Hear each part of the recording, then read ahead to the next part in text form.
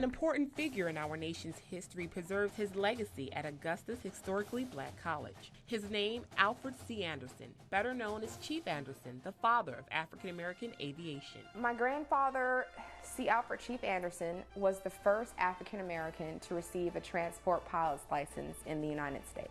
It wasn't just his flying that earned him recognition, but also his training of the Tuskegee Airmen during World War II. At the time, it was said that African Americans did not have the mental capacity to fly planes. That notion was changed after Chief Anderson took an historic flight with First Lady Eleanor Roosevelt. And so then you get the famous picture of, them having the Cheshire grin from ear, both of them. I mean, it's all you see is teeth. And so within several weeks of that plane ride, they got word back from the White House that yes, they will be using these gentlemen at Tuskegee, that the president's wife met to join the war effort. First time in history.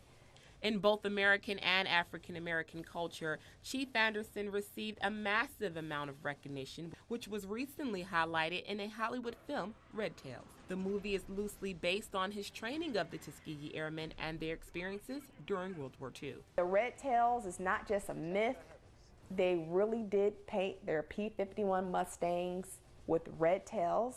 But the core of the Red Tails resides here in Augusta with his granddaughter, who simply calls our history's trailblazer Grandpa. My grandfather was their chief flight instructor, and I'm his granddaughter, and so then it's like, oh wow. And little did we know, part of his legacy is stored right here in the library on the Payne College campus.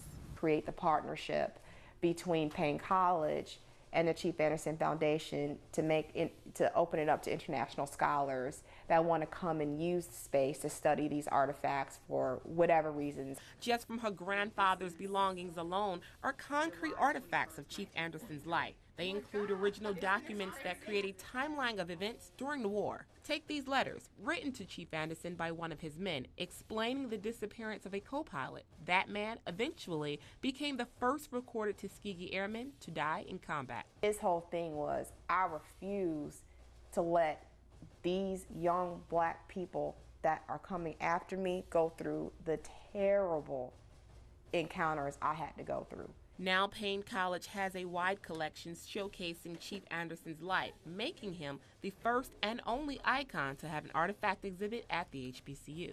And the list of documents is extensive. In fact, Payne College is housing Chief Anderson's private pilot examiner certificate, which allowed him to train the airmen. This dates back to 1946. Christina is founder of the Alfred Anderson Foundation, where her grandfather was inducted into the National Aviation Hall of Fame last September. There, she accepted the Congressional Gold Medal on her grandfather's behalf, presented by Guyon Bluford, America's first black astronaut.